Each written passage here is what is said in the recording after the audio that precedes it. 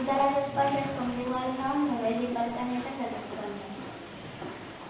Fa més de 600 milions d'anys que van aparèixer. Poden viure més de 100 anys. Estan subjectats a les roques. Com veieu aquí, que aquest coral està subjectat a les esponges. Presenten molts porus, que són forats molt petits per on filtren l'aliment. Aquests forats que hi ha aquí són els porus.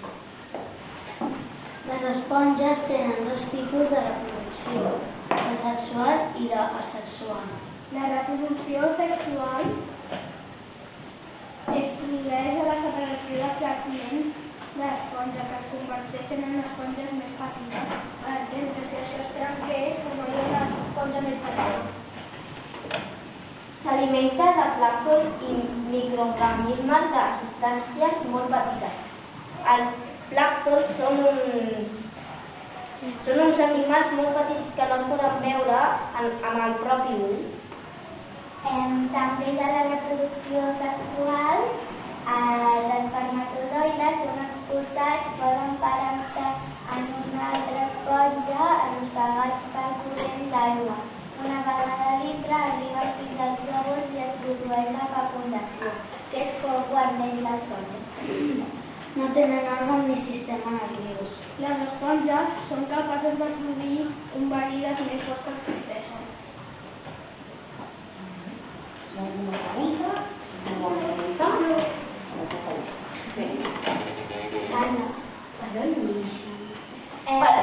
Quan es trenca això, entraria dintre una esponja i naixeria una nova.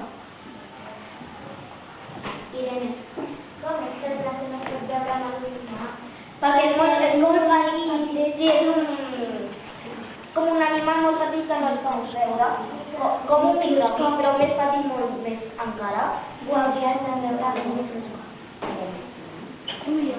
Abans dels plànctons he vist una cosa que veien microorganismes.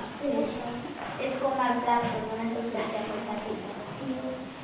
Ángel, ¿qué es aquella foto de ahí que se ve como... No, esta no. ¿Aquesta? No.